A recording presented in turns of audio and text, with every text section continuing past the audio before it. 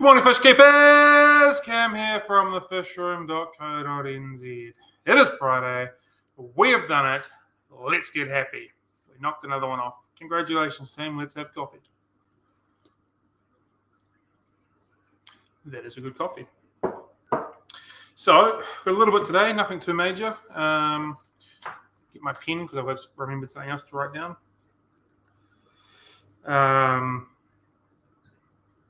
So we'll just start with our hours as we always do. We are Monday to Friday now, 11 till 4:30. Closed on the weekends and closed on public holidays. You can shop 24 hours a day, 7 days a week, on your toilet, in your undies, in the shower if you want to, on thefishroom.co.nz. And we even offer free shipping on pretty much every single item we sell. So that is just the quick admin blurb. So we've had a wee complaint. Good morning, Carrie. How you doing? We've had a little bit of a complaint. I was speaking to somebody on the weekend and they said that I'm not very energetic during this and I'm really boring and that I need to be more funny. So Andy, this is directed at you. I'm going to be trying to be more energetic, more fun and more enjoyable just for you, buddy. All right. So keep that in mind. Today might go a little bit weird. G'day, Gary. How you doing? Hi, Brian. Yeah, those Pantolons are awesome. 5, I think I've got. I don't think the tank's going to take 5, so I might have 2 or 3 to sell. I'm not sure yet. I still haven't quite worked out the numbers. Same with the upside down cats, but they're very, very nice looking fish. So they definitely caught my eye, and I'm very happy with them. So first on my list is we're talking about new fish because we've got some cool new fish in. And for a first time in a very long time, coffee and Plecos is applicable because we've got some super sweet Plecos in this week. We've got some cactus Plecos, some blue phantom Pleco, some royals, and we've got some rubber lips. The rubber lips are really cool. They're a little bit small, but they're really, really cool. I'm going to try and get a couple of videos or some photos of them when they're called a rubber lip. They really mean it. The lip protrudes quite a bit out, but they are really funky and really cool. The royal Plecos are amazing. If you've not seen or heard of royals before, they are phenomenally cool. I nearly swore then. That's how excited I am about them. As I said in the video, they've got a little clear window on the base of their tail. As they get bigger, that grows out, which is kind of cool. But the stripes on them are just striking. They are a massive wood eater. So you definitely need some wood in your tank with them, but they are just phenomenal fish. And I'm sure we've all seen blue phantom before. They're pretty cool. And the cactus Plecos are also really nice. Give a nice sort of orangey red tinge to it. They've got some spikes on the sides of them. Hence the name cactus Pleco. They are just really, really cool Plecos. So if you are a Pleco fan, give us a couple of weeks. Once they've gone through the holding time, everything's eating. We've been treated with a bit of flu bowl. We'll be good to go with that. So I'm stoked about them. We've also got some hatchet fish in. First time we've had them.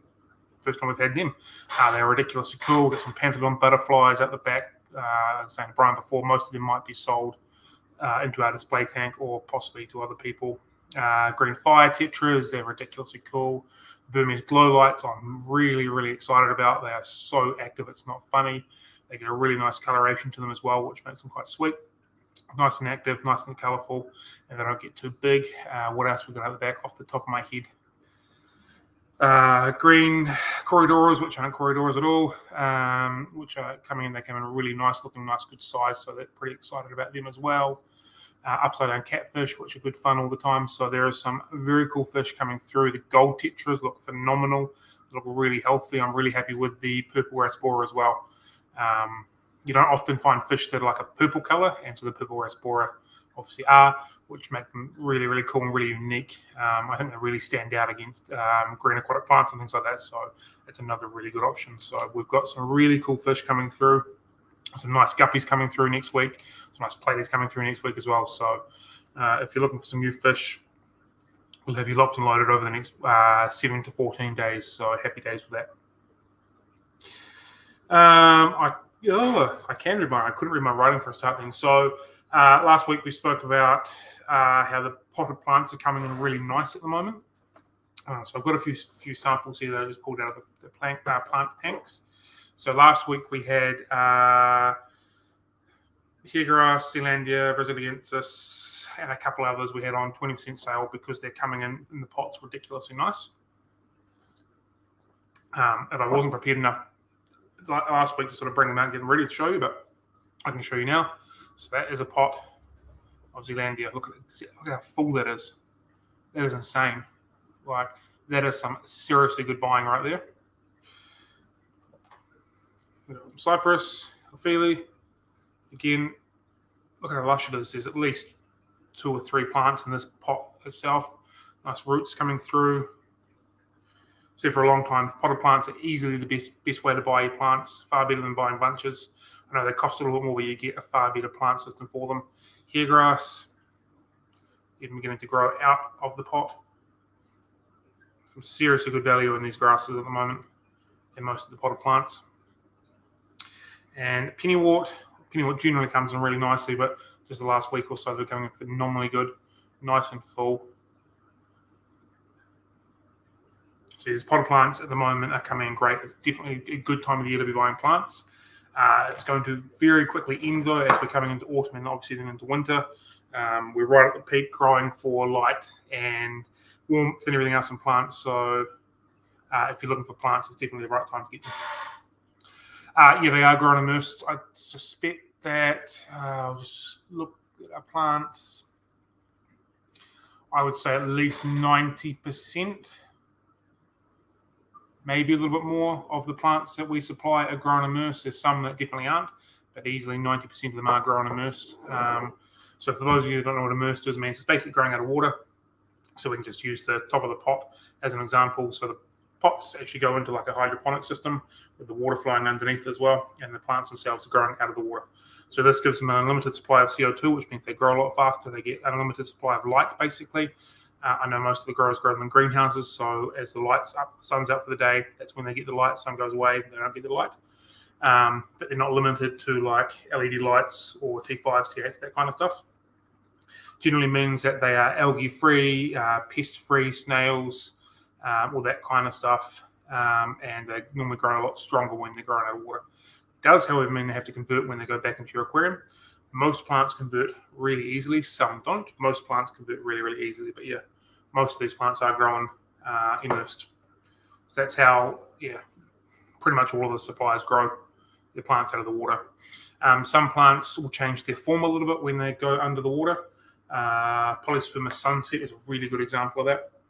When it's growing out of water, it's just a normal green color. When it's goes underwater with the right conditions, it gets a beautiful pink coloration to the leaves and the really nice white veins that go through it as well. So that's a really good example of one that changes color. It changes form. Water Wisteria is another one that changes from quite a rigid plant out of water to a really nice, soft, lush plant underwater. And Cryptocorynes, another one. Often crypts can look different in whatever water conditions they're in. But if you grow them out of water, they grow true to form, and you get to flower more often than not as well. We can properly identify them. But because of which they often look a lot different from out of water to in the water.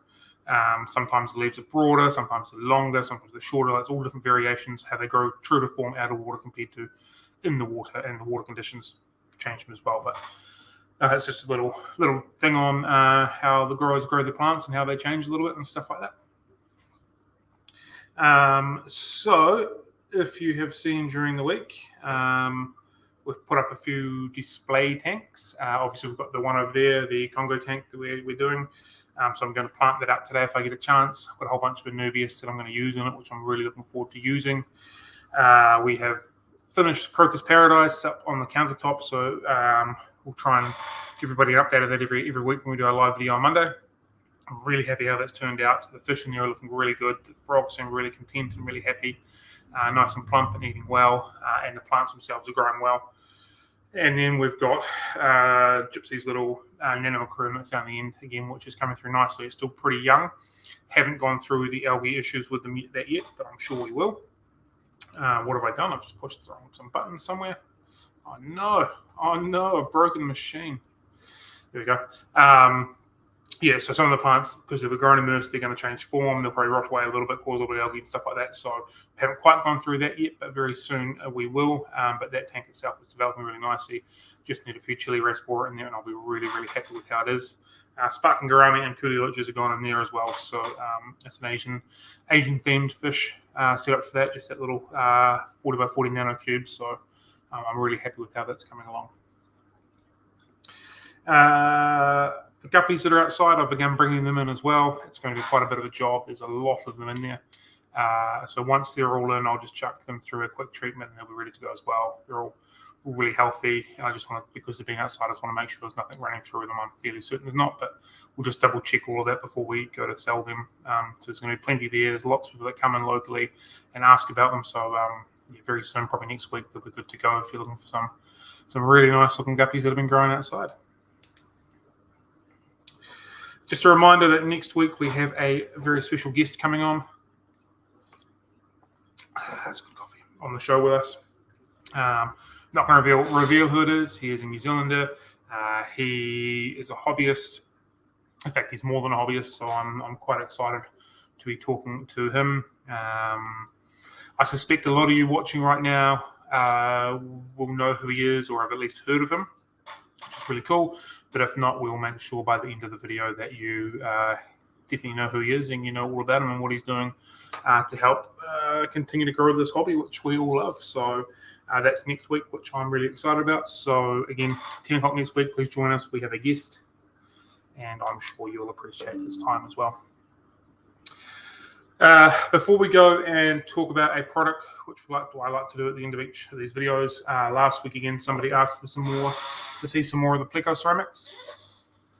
So we've got the magma rocks here. These are very realistic. They feel really nice. You can definitely tell they're ceramic and not plastic or resin or whatever. So that's the magma. And then I believe this one is just called a cichlid cave or just a cave. It's quite long, pointy. Some of your poly cohesives or what have you will probably enjoy these quite a bit. Clown loaches, I can imagine, would love these as well. Sort of sit it on top of that into your substrate sort of thing. Squeeze a lot of little loaches in there and be pretty happy. Plecos are probably okay. Smaller axolotls, bigger ones probably not so much, but smaller ones absolutely. So these are phenomenally made, high quality products. I haven't heard a bad thing about them yet. So everyone that's bought some have been very happy with them. Even people that have come into the shop and been umming and ahhing as soon as they've seen them and gone, wow, I need that, which is pretty much what happened when I was umming and ahhing about buying them, and then I saw them. I was like, I need this in my hands. So they're very cool. Definitely get amongst them if you can. Hello, the Zen Ginger. Right, so today's product we are going to talk about is just Rapashi in general, but we've got the grub pie going because that's the one we're using in the shop at the moment. So we're going to talk about Rapashi. A lot of people asking about it, how you make it and whatnot, and what it looks like. So there's several ways of making it up. Obviously, I've got a really big container here. I wasn't sure if you're going to be able to see the inside of that. So I was smart enough to put it in a little bit in a glad bag. So it comes as a powder. This is how Rapashi starts, as a powder. Basically ground up ingredients, nice and fine. That's what you get when you open a container. So it comes in 85 grams, 170 grams, and 340 grams from memory. What's that, double each time? That looks about right to me. So obviously the bigger 340 or 360 gram, whatever it happens to be, is the better buying value. That's where we start. So there are a couple of ways that we can feed them. You can literally feed it out. We're not going to start with how it says in the instructions. You can literally feed it out as a powder dust. You just give a pinch like this and feed it like so. Clearly, I'm pretending I'm dropping this into an aquarium. It smells delicious. So it'll float, and as you get waterlogged, it'll sink. It keeps it nice and fine. It's really good for live bearers like this, guppies, that kind of stuff, swordtails and whatnot. You can even feed your fry like that. It's another really good option. So that's one way that you can feed it. Another way you can feed it is if you mix it up with cold water and not hot water. So this is just cold water. Same sort of ratios you'd mix it up, which we'll talk about in a second with the hot water, but it turns it into a liquid feed. So then you get your little normal standard feeding tubey thing, and you just feed it like that. Again, great for your smaller fish, great for fry. Sinks fast enough to the bottom for your corridors, your loaches and whatnot. I really like feeding it out this way. I feed it this quite regularly. To keep a smaller fish, nano fish, micro fish, all that kind of stuff nice and palatable for them. So that was just 1 part Rapashi, 3 parts cold water. And then, yeah, Rapashi is fantastic, and it is lots of good formulas with it. And then you can make it up as per instructions. So this is 1 part Rapashi to 3 parts boiling water. It's really, really simple maths. And if you get it wrong, you either add a little more water, a little more Rapashi, and mix it up. You literally mix it as quick as you can until it goes off. Until it sets. And then you can just cut up little pieces and feed it like that. It sinks, and your fish will just go crazy for it on the bottom. One of the good things about Rapashi is it's essentially water soluble. So instead of it sitting there going rotting and molding in your bottom of your tank if your fish don't eat it, it just eventually breaks down, gets sucked into your filter, gets broken up by your filter bacteria, and you're done. So it's fantastic like that. So once it's made up like this, you can get at least a week out of it in the fridge. I normally make mine up on a Friday or a Monday, depending on how busy I am, and just feed it out that way. Chuck a lid on it in the fridge, treat it like fresh food like you normally would, or you can chuck it in the freezer and treat it like a frozen food like that. It is very, very good. It's very, very easy. There is a little bit of work to it, but I believe that the work is well and truly worth it. So let's have a quick look at the ingredients on the grub pie. We've got insect meal, dried seaweed, coconut, ground flaxseed, brewer's yeast, kelp, flaxseed, stabilized rice bran, taurine, watermelon, that's interesting, rosehip, hibiscus flower, some other flowers, marigold flower, paprika, turmeric. Then we get into the larger words that I can't pronounce. So straight off the bat, you've got good quality ingredients. This is designed for insect-eating fish, live bearers, and whatnot. Rapashi itself is phenomenal. There is many, many different varieties of it that you can work with, from Plecos to bottom-feeding stuff, to your big nasties, all that kind of stuff. It's all available. You've also got the lizard, the reptile food, which we carry as well. I don't have them, so I can't talk about them too much. And yes, Brian makes a very good point. It can stink when you make it. You only make it when the missus isn't home. I totally understand. I have the same application and same rule when I'm making it up at home, or I make it at work and I bring it home. To make it worse, I add a little bit of garlic guard to mine because I'm feeding fish that have just come in from the importers. I'm just trying to make sure their immunity is a bit stronger. So I add a little bit of garlic guard, and I also add a bit of there's another product that I add as well. It just adds extra vitamins and minerals. Again, I'm feeding fish that have just come from a very stressful journey from being exported, holding in quarantine facilities, and then being sent out to us. So I'm just trying to get the most nutrition and the best health back into them and try and build up their immunity as much as possible. So you don't need to add garlic guard or anything like that to it, but I do just because of these reasons, which makes it smell a little bit more. But yeah, Rapashi is a phenomenal food, and I really, really enjoy it. Feed it out in the shop a couple of times a week. So if you have not got amongst it before, it's well and truly worth it. So that is literally all that I've got in my book today. We've gone through it like we normally do. So if there's any other comments that people would like to make or any other questions, please fire away. Let me bring this one up. You ever try preparing it to set, but spread it on a rock and refrigerate so it forms a biofilm kind of situation? And you just put the rock back in the tank. Really cool. Yes, I have. I haven't used a rock. I used wood. Yep, that's another way you can do it. You mix it up into your gel and then put your ornaments, rock, wood, whatever it is into it. So it sort of slides over it. Let it set, chuck it in, and it looks like the natural grazing. Otosinclis and Plecos absolutely love it. So yeah, that's another way of using it. Builds that natural grazing ability for the fish. So it is a great product, and there's lots and lots of ways of using it. Yeah, you're right. That's another really, really good way of doing it. Yeah. So if there's nothing else anybody wants to know, no more questions, no more comments, I'm happy to leave it here. If there's more questions, more comments, you can hit me for as long as you want. Although I am running out of coffee, which is never a good sign. All right then. I'll go. I'm going to put all these things back. I've got behind me, which you can't see, I've got a significant amount of products that I need to price and label before the shop opens, and I'm halfway through all my water changes for a Friday as well, so I need to get amongst that as well.